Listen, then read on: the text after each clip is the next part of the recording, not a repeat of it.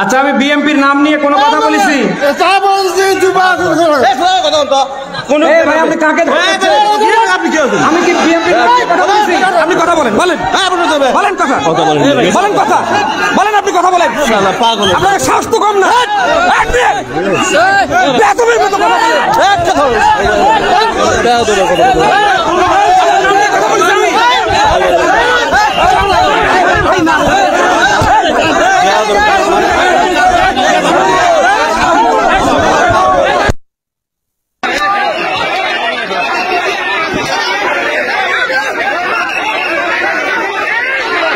ভাই আপনাদের বিবেচনা করবে দেশের 18 কোটি মানুষ, তারা যদি আপনাকে ভোট দেয় আপনি চেয়ারে বসবেন, অসুবিধা কোথায়?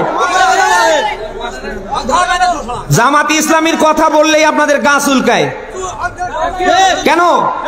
জামাতি ইসলামের কথা বললে গা চুলকায় কেন আপনাদের?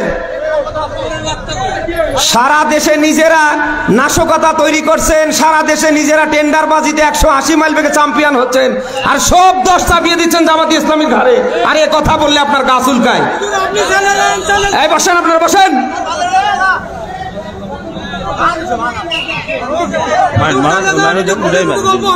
না ভাই এখানে তো আমি কারোর নাম ধরিনি। ঠিক আছে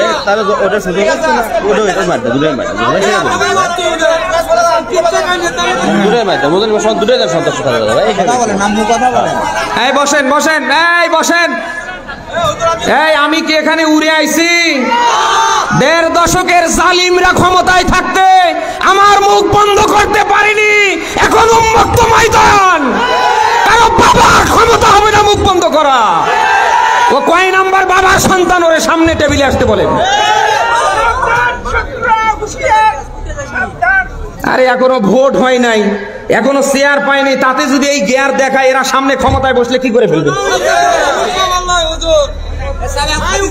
এমন কিছু করিয়েন না যে এই 1.5 দশকের জালিমদের মতো ভোটে যাওয়ার আগে আপনাদের পরিণতি হয়।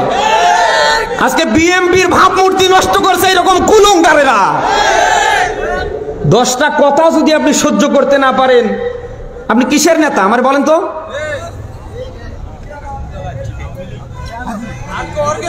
নিজেরা করছেন চাঁদাবাজি, নিজেরা করছেন মনে যা চায় 180 মাইল বেগে তা, আর এখন সব চাপিয়ে দিচ্ছেন জামাতি ইসলামের কাঁধে।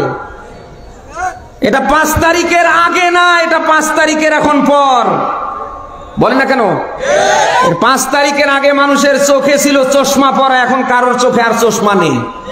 সবাই এখন চশমা ছাড়া দেখতে পাচ্ছে যে 5 তারিখের পর থেকে কারা খাও খাও করছে, কারা এই দেশের মানুষের অধিকার প্রতিষ্ঠার পক্ষে রাজনীতি করছে।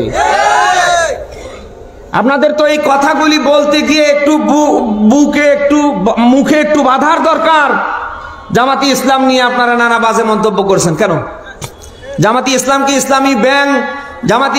ইসলামী ব্যাংক খেয়ে ফেলছে না উদ্ধার করেছে? চোখের সামনে